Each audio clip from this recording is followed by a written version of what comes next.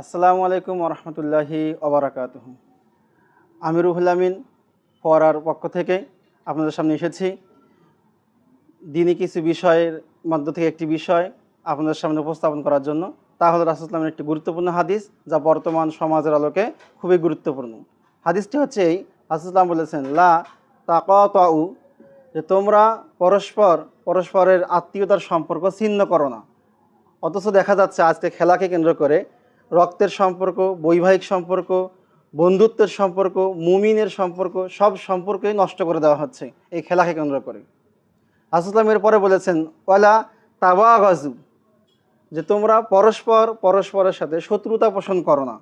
অথচ দেখা যাচ্ছে আজকের এই খেলাকে, এই বিধর্মীদের এই খেলাকে কেন্দ্র করে, পছন্দের টিমের এই খেলাকে কেন্দ্র করে আমাদের মুমিন ভাইদের পরস্পরের মাঝে শত্রুতা চলে এসেছে।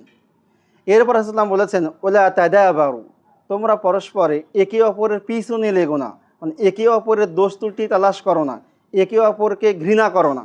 অথচ আজকে দেখা যাচ্ছে এই খেলাকে কেন্দ্র করে আমরা এই কাজটা করে যাচ্ছি।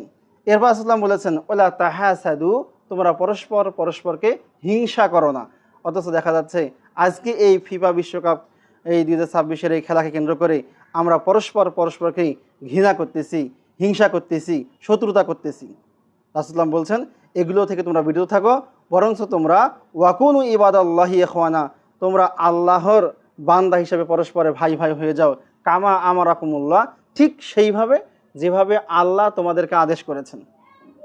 অথচ আল্লাহ সুবহানাহু ওয়া তাআলা কিন্তু আমাদেরকে আদেশ করেছেন যে আমরা একে অপরকে আল্লাহর জন্য ঘৃণা করব, একে অপরকে আল্লাহর জন্য ভালোবাসবো, একে অপরের সাথে আল্লাহর জন্য বন্ধুত্ব পোষণ করব, একে অপরের সাথে আল্লাহর জন্য শত্রুতা পোষণ করব।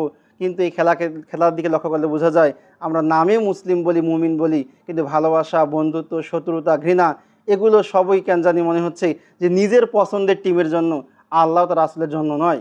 অতএব আমাদের এই হাদিস থেকে শিক্ষা নিয়ে ফিরে আসা উচিত।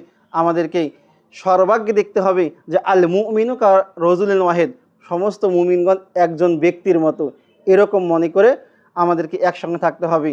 একজন বাহিরের খেলোয়াড়কে দেখে বা কাফের মুশরিকদেরকে পছন্দ করে আমরা একে অপরের সম্পর্ক নষ্ট করব না।